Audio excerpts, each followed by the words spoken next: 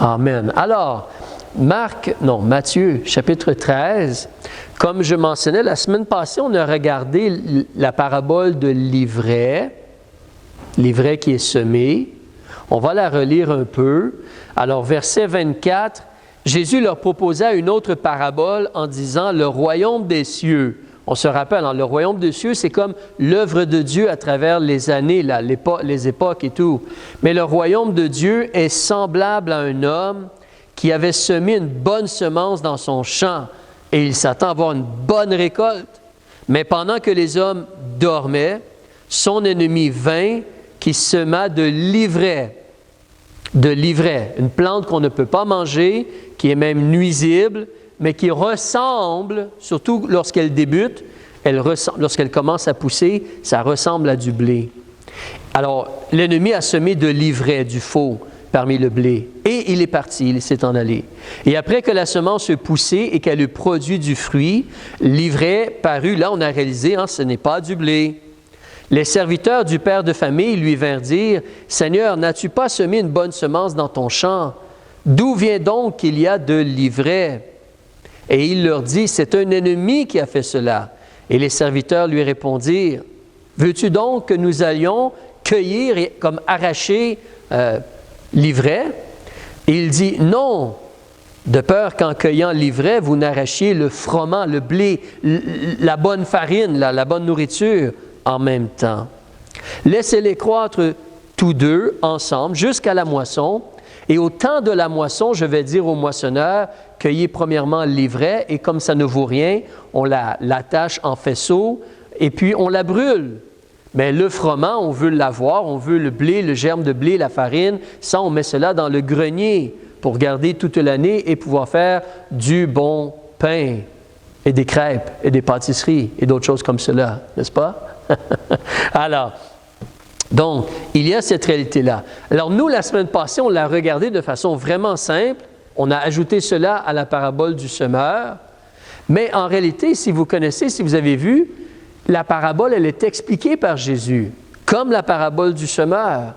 Donc, il n'y a pas de place à l'interprétation vraiment, parce que Jésus explique cette parabole-là. Et là, cela se trouve donc au verset 36, lorsque tu descends dans le chapitre.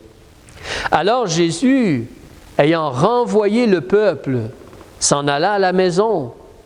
Et ses disciples étant venus vers lui dirent, « Explique-nous la parabole de l'ivraie et du champ. » N'oublie pas, en réalité, auparavant, Jésus a parlé de la parabole du semeur, le monsieur qui va semer, et il y a 4 possibilités, ce qui se produit avec la semence. Les oiseaux viennent la manger ou elle est écrasée, ou sinon elle tombe sur de la roche et il n'y a pas de racines, ou sinon elle tombe à l'endroit où il y a des épines qui poussent avec elle et qui l'étouffent, ou sinon c'est une bonne terre, puis là vraiment il y a du fruit. Et justement, Jésus a expliqué cela. Donc, tu peux regarder à partir du verset 18, « Vous donc entendez la parabole du semeur. » Ensuite, il a parlé de d'autres paraboles.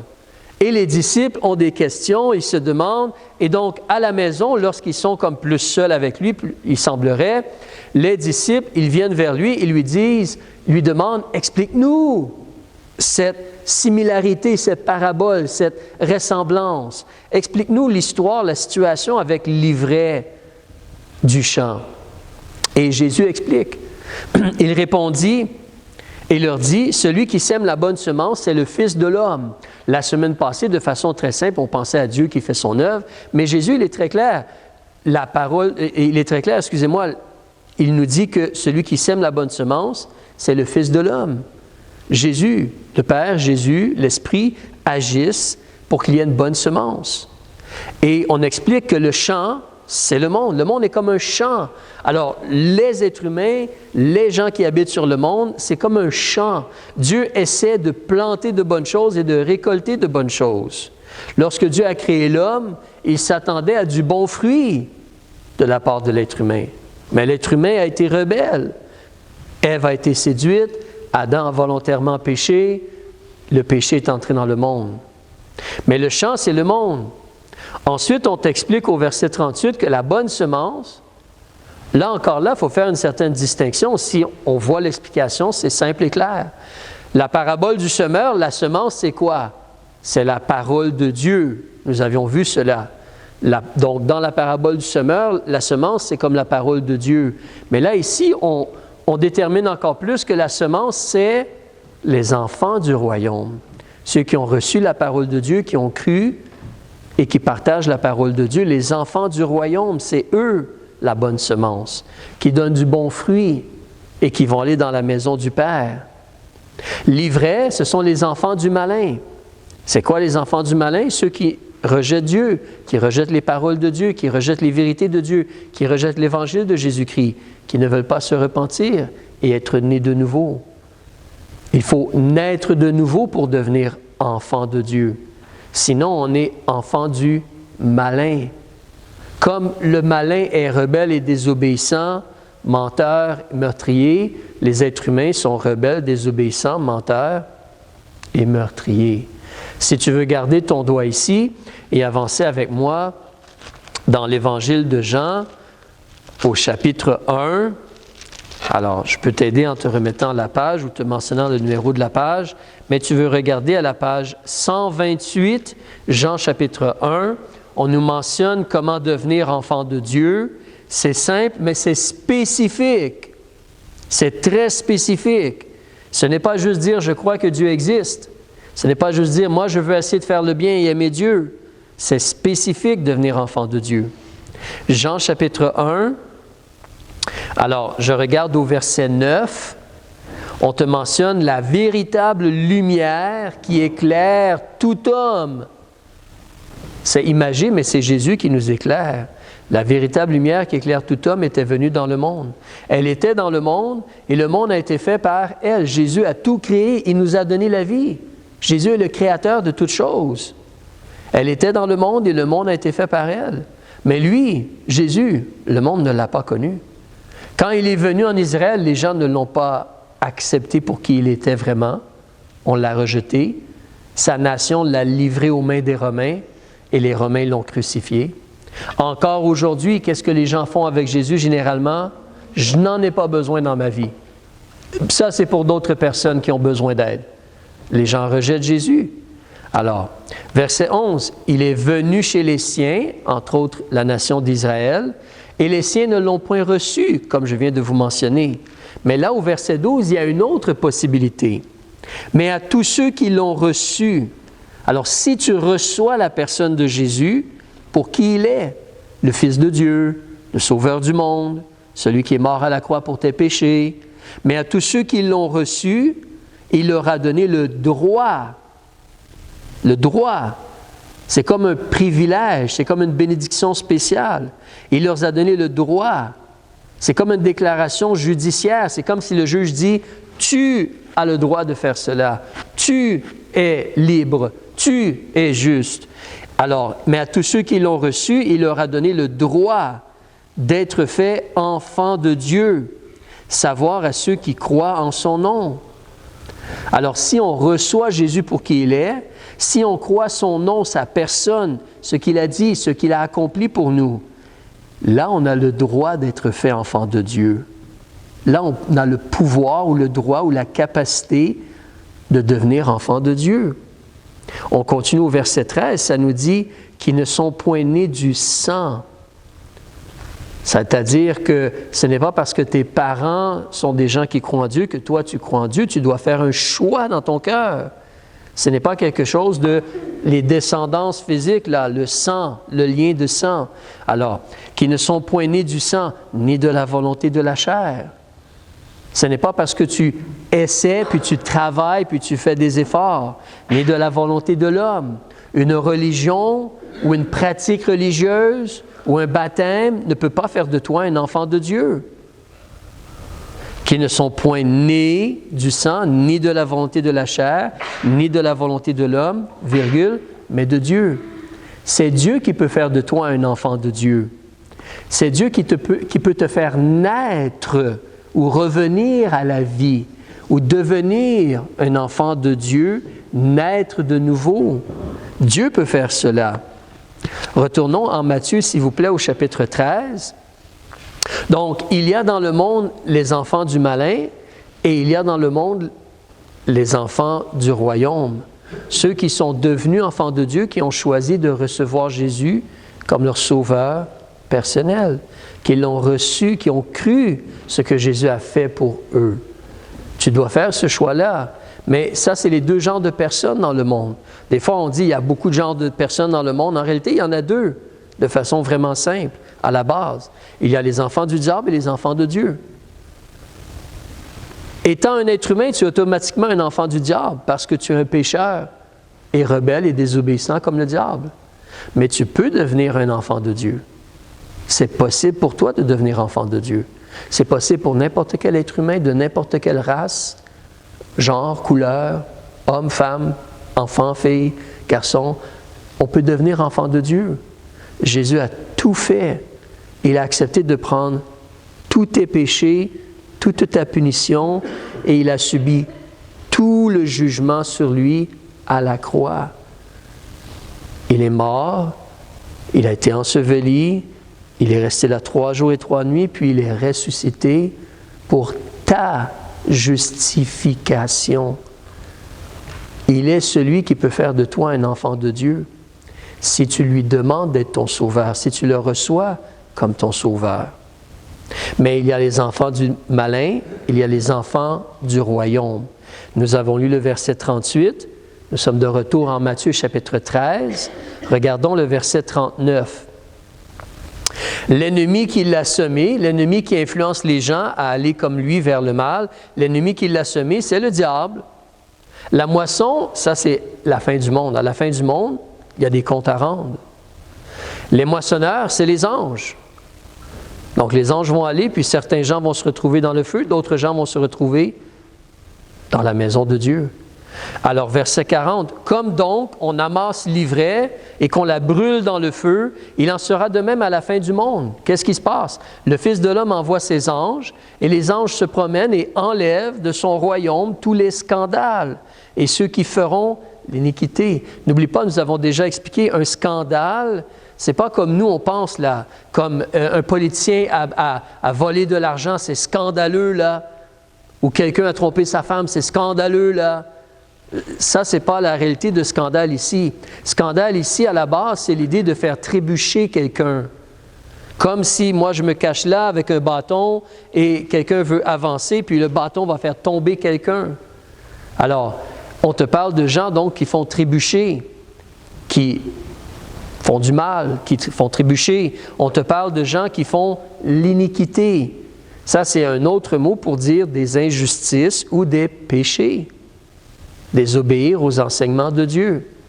Alors ceux qui vivent dans la désobéissance envers Dieu et ceux qui font trébucher par leurs actions et leurs paroles, mais ces gens-là vont être enlevés et verset 42, les anges vont les jeter dans la fournaise ardente. Là seront les pleurs et les grincements de dents. Alors évidemment, en tant qu'être humain, on n'aime pas quand on parle du feu de l'enfer. Ça fait peur. On n'aime pas quand on parle de jugement ou de feu parce que, 1, on sait qu'on est coupable. 2, on a peur. On pense que Dieu est juste bon et il va pardonner à tout le monde. Mais Dieu, il est 100% juste. Comme on s'attend à ce qu'un juge peut-être punisse une personne qui nous a fait du tort, on s'attend à cela d'un juge, de la même façon, si Dieu est juste, il doit punir ceux qui font le mal. Comme nous avons tous fait le mal, nous méritons tous la punition. Mais les gens qui demeurent dans le mal ou le péché, ce qui les attend, c'est le feu, la fournaise ardente. Là, il y a des pleurs et des grincements de dents, comme des remords. Et tu sais, des grincements de dents, c'est comme de grandes douleurs et des remords et des choses comme cela. Il y a cela. C'est le juste jugement de Dieu. Alors Dieu nous parle, Maintenant, qu'est-ce qui se passe? Le Seigneur essaie de rejoindre les gens pour qu'ils soient sauvés. L'ennemi trompe les gens croient le mensonge et demeurent dans le mal, rejettent Jésus. À la fin, il y a un jugement. Ça, c'est comme le royaume de Dieu, ou l'œuvre de Dieu, ou ce qui se passe autour de nous, et ce qui s'en vient. Mais l'autre option, si on fait la paix avec Dieu, si on reçoit Jésus comme notre Sauveur, au verset 43, alors les justes, ceux qui ont été justifiés par le sang de Jésus, ils vont luire comme le soleil dans le royaume de leur Père. Que celui qui a des oreilles pour entendre, entende. Donc, c'est là, c'est expliqué, tu peux le lire. Ce n'est pas nécessairement compliqué, hein? Des fois, les gens vont dire « Ah, c'est tellement compliqué, la Bible, il y a des paraboles. » C'est expliqué, la parabole. Ce n'est pas compliqué du tout. On peut lire et réaliser « J'ai un choix à faire. Est-ce que je continue à faire le mal et je rejette Dieu? Je suis juste mon cœur, ce que je veux faire, et je fais n'importe quoi et je fais le mal? Ou est-ce que je me détourne du mal et j'espère en Jésus pour avoir le pardon? » C'est simple, ce n'est pas compliqué, mais c'est un choix du cœur. C'est un choix du cœur, parce que le problème, il est dans le cœur. C'est dans notre cœur qu'on choisit de faire le mal, qu'on choisit de désobéir, qu'on choisit de faire ce qu'on veut et d'être rebelle envers Dieu. C'est dans le cœur qu'on fait ce choix-là. C'est dans le cœur qu'on se repent, qu'on veut se détourner du mal et qu'on veut invoquer le nom du Seigneur Jésus-Christ. Mais Jésus nous donne cette parabole, c'est ce qu'il y a devant nous et ce qui s'en vient. C'est la réalité de l'œuvre de Dieu ou du royaume de Dieu.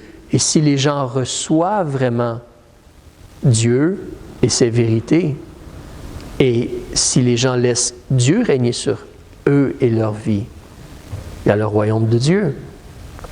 On va regarder 2 autres paraboles aujourd'hui, selon que le temps le permet. Matthieu 13, on va remonter au verset 31.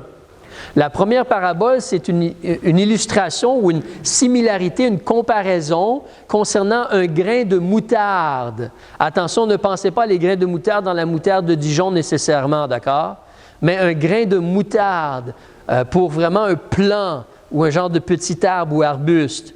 Alors, mais Jésus, au verset 31, il propose une autre parabole ou similarité. Il dit, le royaume des cieux, l'œuvre de Dieu, là, c'est semblable à un petit grain de moutarde. On te dit, semblable à un grain de moutarde que quelqu'un prend et va semer dans son champ. Et il explique, ce grain, c'est la plus petite de toutes les semences. Alors, si vous auriez plein de genres de grains dans votre main, c'est une très petite semence. Mais elle est plantée, puis qu'est-ce qui se produit? Verset 32. Quand il va croître, cette graine-là, ce plant-là, quand il va croître, il devient plus grand que les autres légumes, que les légumes, les plants de légumes. Il devient comme un arbre, tellement que les oiseaux du ciel viennent habiter dans ses branches. Donc, il y a des branches maintenant. Tu commences avec une petite graine de rien, et ensuite, c'est tellement gros et tellement touffu qu'il y a des oiseaux qui viennent. Il y a des oiseaux qui viennent. Ça, c'est une similarité, une comparaison.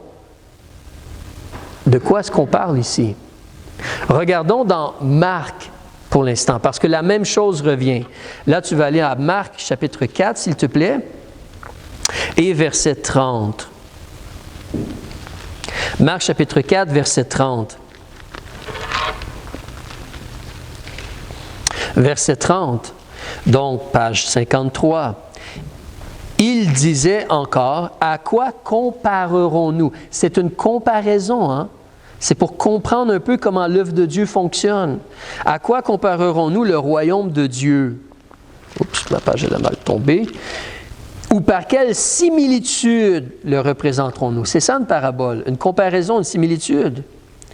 Il en est comme du grain de moutarde, lequel, lorsqu'on le sème, c'est comme la plus petite de toutes les semences que l'on jette en terre. Mais après qu'on l'a semé, cette semence-là, la graine, le grain, il monte et devient plus grand que tous les autres légumes et pousse de grandes branches, en sorte que les oiseaux du ciel peuvent demeurer sous son ombre. Ça devient quelque chose de très grand et les oiseaux du ciel peuvent demeurer là. De quoi est-ce qu'il parle? C'est une comparaison. Avançons en Luc, s'il vous plaît. Luc, chapitre 13, la même parabole est mentionnée. Des fois, il y a des petits mots différents, mais Luc, chapitre 13, on va regarder à partir du verset 18. Et tu veux garder en tête, une des phrases qui est mentionnée dans les deux autres endroits, et comme ici en Luc, c'est l'idée à quoi on va comparaître cela. C'est une comparaison. Alors Luc chapitre 13, à la page 106, verset 18. Alors il dit, « À quoi est semblable le royaume de Dieu et à quoi le comparerai-je? Il est semblable à une graine de moutarde qu'un homme prend et met dans son jardin, et elle croît et devient un grand arbre. Elle devient un grand arbre de sorte que les oiseaux du ciel habitent dans ses branches. » De quoi est-ce qu'il nous parle ici? On parle d'une croissance un peu anormale. On part avec quelque chose de très petit, puis ça devient énorme tout à coup à la fin. Il y a comme une croissance un peu anormale. On te parle aussi des oiseaux du ciel qui viennent habiter dans ses branches. Lorsqu'on se rappelle ce qu'on a lu dans Marc, dans Matthieu, en réalité, en Marc, lorsqu'on parle de la parabole du semeur, lorsque Jésus parle des oiseaux, parce qu'il mentionne qu'il y a les oiseaux du ciel, qu'est-ce qu'ils font, les oiseaux du ciel, dans la parabole du semeur? Ils viennent enlever la semence. Ils viennent enlever la parole de Dieu. Alors, dans les paraboles précédentes, les oiseaux du ciel se rapportent à quoi? À qui? Ça se rapporte au diable, les démons, et leur travail pour déranger l'œuvre de Dieu. Est-ce qu'il est possible que dans cette parabole, les oiseaux, justement, c'est similaire? Que c'est justement les démons, le diable, qui sont là maintenant et qui causent des problèmes. On parle d'une croissance anormale et on parle ensuite des oiseaux du ciel. Je sais que des fois, quand vous lisez cette parabole-là, il y a des commentateurs qui vont vous parler comment le royaume de Dieu va grandir de façon énormément et toute la terre, elle est bénie par le royaume de Dieu. Des fois, les gens veulent le voir comme cela. Ce qui est important de garder en tête, c'est que la parabole ici de la graine de moutarde ou du grain de moutarde, Jésus ne l'a pas expliquée. Nous la lisons, mais plus tard, Jésus ne dit pas « voici ce que cela veut dire ». Donc, on doit faire un peu attention parce qu'elle n'est pas expliquée par Jésus lui-même. Quand Jésus l'explique, c'est clair, c'est cela. Mais sinon, on réfléchit, on considère des choses. Mais ici, on parle d'une croissance anormale et on parle ensuite des oiseaux du ciel. Nous, ici, dans Luc 13, si vous êtes là, remarquez que tout de suite après cela, Jésus parle d'une autre parabole, une autre ressemblance. Et là, il dit justement au verset 20, il dit encore, « À quoi comparerai-je le royaume de Dieu? » Donc, dans cette conversation-là ou dans cet enseignement-là de Jésus, la question, c'est toujours, c'est quoi l'œuvre de Dieu? Comment je peux comparer l'œuvre de Dieu, mes amis? Vous, la foule, là, vous, les gens, les disciples, comment je peux comparer le royaume de Dieu?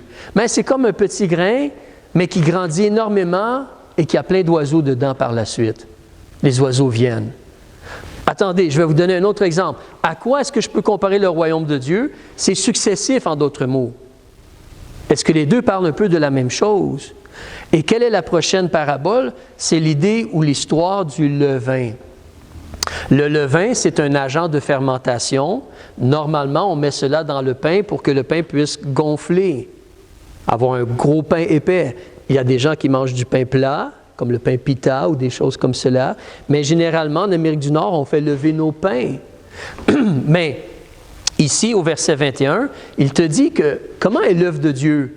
L'œuvre de Dieu, c'est comme du levain qu'une femme va prendre et qu'elle va mettre dans 3 mesures de farine jusqu'à ce que la pâte soit toute levée. C'est vraiment gonflé et plein là. Ça, c'est comme le royaume de Dieu. Reculons maintenant, si on regarde en Matthieu, Jésus revient sur cela aussi. Matthieu, de mémoire, Marc ne le mentionne pas, mais Matthieu chapitre 13, à la page 20, donc Jésus parle aussi de la parabole du levain. Tout de suite après, comme en Luc, tout de suite après la parabole du grain de moutarde. Alors nous avons lu versets 31 et 32. Ça, c'est la parabole, c'est la ressemblance avec le grain de moutarde. Mais là, au verset 33, justement, il leur dit une autre parabole. Le royaume des cieux est semblable à du levain qu'une femme a pris et mêlé à 3 mesures de farine, jusqu'à ce que la pâte soit toute levée. Donc, c'est similaire. Mais encore là, les deux sont dits une après l'autre. Est-ce que les deux sont très similaires et c'est comme le dire, mais avec une illustration différente? Est-ce que les deux parlent de la même chose, une croissance anormale, mais est-ce que c'est une bonne croissance? Alors, peut-être vous avez déjà remarqué cela, mais quand vous regardez dans le Nouveau Testament, et même dans l'Ancien Testament aussi, mais là on va regarder surtout le Nouveau Testament, quand vous regardez dans le Nouveau Testament, le levain n'est jamais bien présenté. Jamais. Je vous donne quelques exemples. Matthieu chapitre 16, où ne représente jamais de bonnes choses. Matthieu chapitre 16, Jésus utilise l'expression le levain ici aussi. Alors Matthieu chapitre 16, et si vous regardez avec moi, c'est à la page 24, on va regarder au verset 6. C'est un avertissement de Jésus à ses disciples ici. Mais il utilise un langage un peu coloré. Alors au verset 6, il leur dit « Gardez-vous avec soin du levain des pharisiens et des sadducéens. » Est-ce que ça veut dire que les pharisiens avaient des magasins et vendaient du levain croche? Non.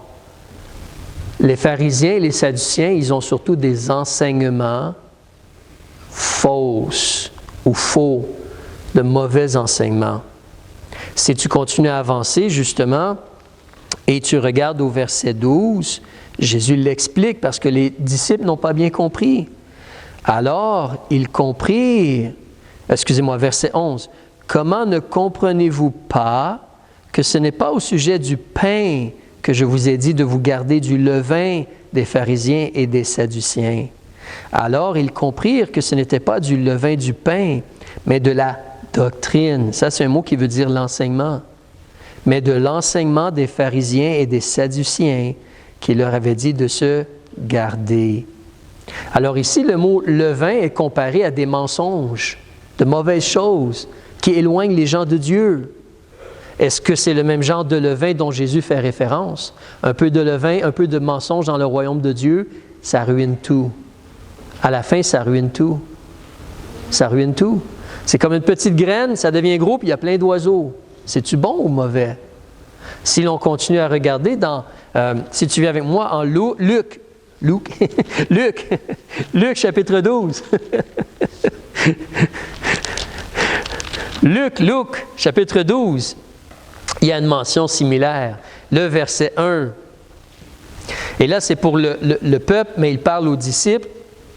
Il mentionne donc au verset 1 à la page 103, « Cependant, le peuple s'étant assemblé par milliers, tellement qu'ils se foulaient les uns les autres, il se mit à dire à ses disciples, « Gardez-vous sur toute chose du levain des pharisiens, qui est l'hypocrisie. » Ils disent, mais ne font pas. Ce sont des hypocrites. Leur témoignage n'est pas bon. C'est des faux. Ils ont une présentation religieuse, mais leur cœur n'est pas vraiment avec Dieu. De leur bouche, ils disent Dieu, Dieu, Dieu, mais leur cœur n'est pas vraiment avec Dieu. On doit se garder. Le levain ici, c'est donc dénoncer ce qui est mauvais, ce qui est faux. Si tu avances ensuite en 1 Corinthiens chapitre 5, même lorsque Paul commence à écrire, comment il présente le levain? C'est de façon négative encore. 1 Corinthiens chapitre 5, à la page 236. 1 Corinthiens chapitre 5. Je vais débuter au verset 6. Vous voulez garder en tête, vous qui connaissez bien la Bible, ou j'explique un peu. Alors, chez les Juifs, on avait une fête spéciale, c'était la Pâque.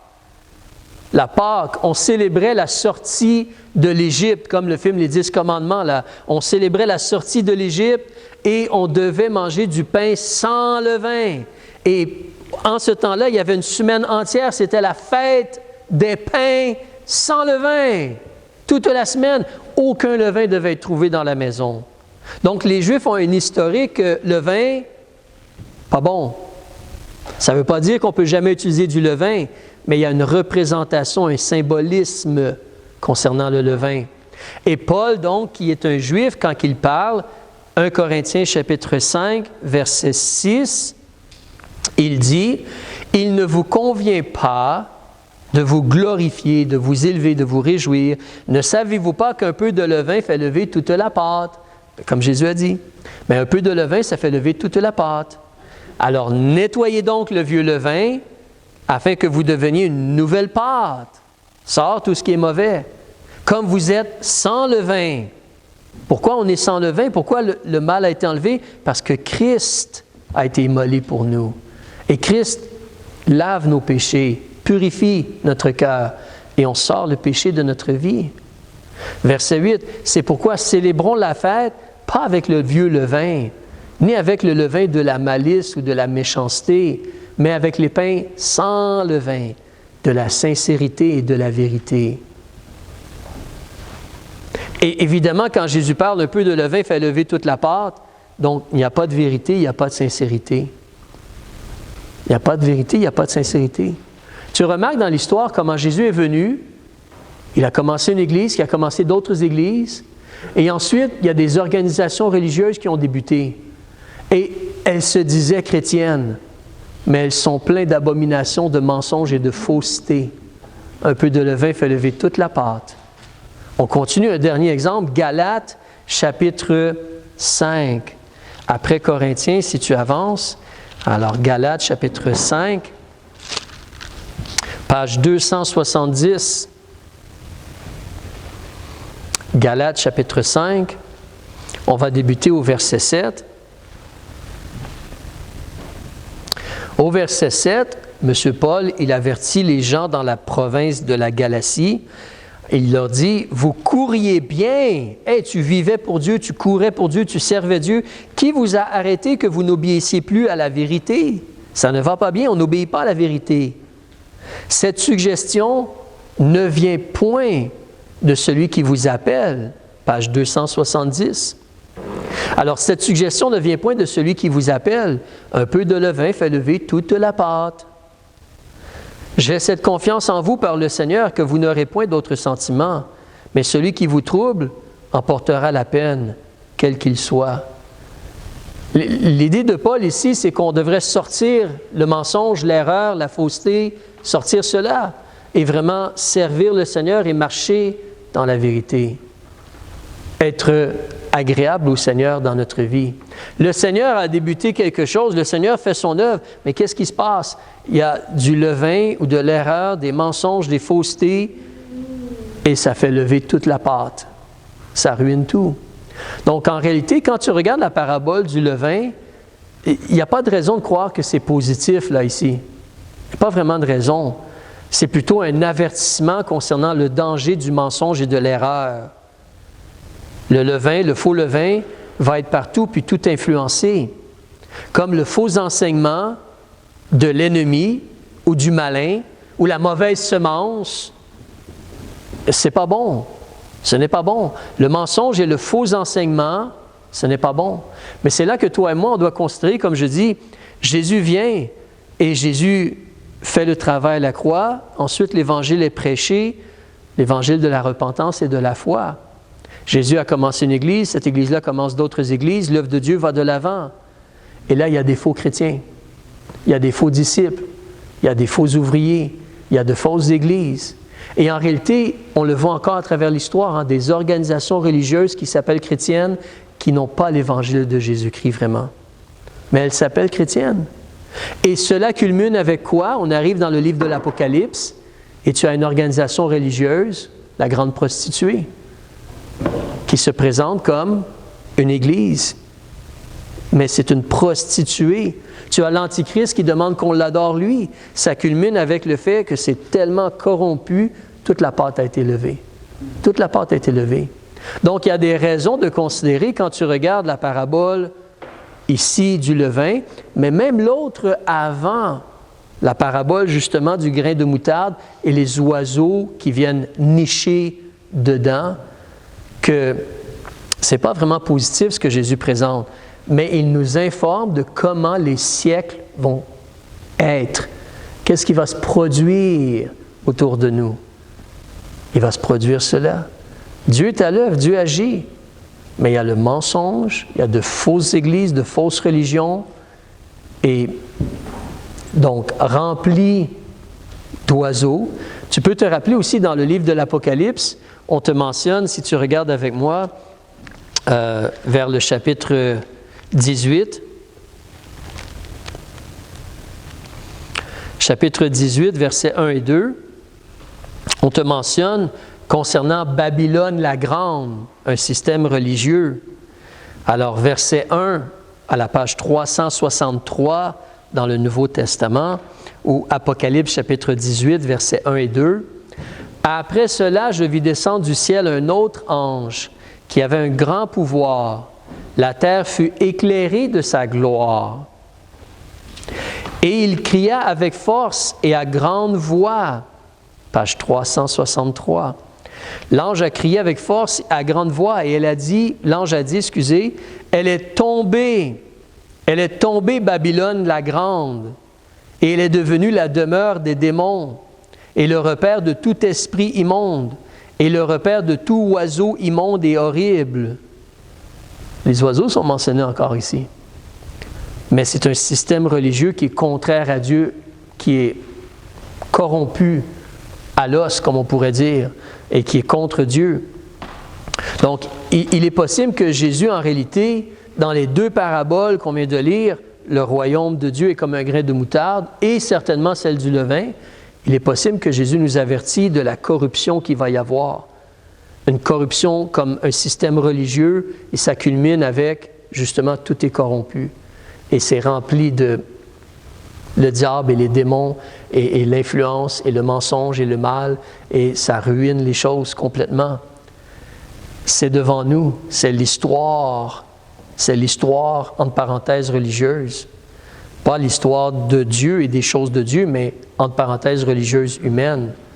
Alors, on termine en réalisant que Dieu, il agit. Dieu, il agit. Dieu, il fait son œuvre. La semence, elle est là. Il y a des enfants de Dieu et on parle de la parole de Dieu, mais le diable agit aussi. Le diable agit aussi. Il a son royaume, il a sa semence, il a ses gens et il y a le faux, le mensonge. Et ça culmine avec, comme la Grande Babylone. C'est là que toi et moi, on doit être avertis puis faire attention. Quelle part veut-on avoir avec le faux? Quelle part est-ce que je veux avoir avec le mensonge? Quelle part est-ce que je veux avoir avec l'erreur ou la semence du diable? Quelle part est-ce que je veux avoir avec cela? Aucune. Je ne veux aucune part avec les choses comme cela. Mais devant nous, si l'on regarde, et avant, puis depuis le temps de Jésus et des apôtres, vous lisez le Nouveau Testament, les apôtres régulièrement devaient reprendre les gens qui étaient dans l'erreur. Des gens qui entraient dans l'Église et qui avaient des mauvaises idées, des mensonges, des faussetés, et avertir de cela, et dénoncer les mensonges et les erreurs. Alors, mais il y a devant nous l'influence du malin et une mauvaise semence. Il y a devant nous les démons, le diable, il y a le levain, le faux enseignement, l'hypocrisie, et nous, on doit se garder de cela. Si tu te rappelles, l'autre fois, je mentionnais, Matthieu chapitre 13, quand tu lis Matthieu chapitre 13, ça te parle du développement des âges jusqu'à ce que Jésus vienne prendre en main son règne. Et que là, Jésus règne physiquement sur les êtres humains. Pas en esprit, pas dans leur cœur, mais en personne. Et ici, les paraboles qu'on lit, la parabole de l'ivraie, la parabole du grain de moutarde, la parabole du levain, nous fait réfléchir sur cela, le développement des anges. Et notre part à être vraiment un enfant de Dieu qui se tient dans la vérité et qui sème la vérité et la parole de Dieu. Et le combat qui est devant nous, le mensonge, le malin, le levain, ainsi de suite. Les enfants du diable, leur semence, la semence du diable et tout cela. C'est vraiment devant nous. C'est pourquoi il faut prier et il faut agir. On va terminer donc. On va prier pour, comme on le fait souvent, les gens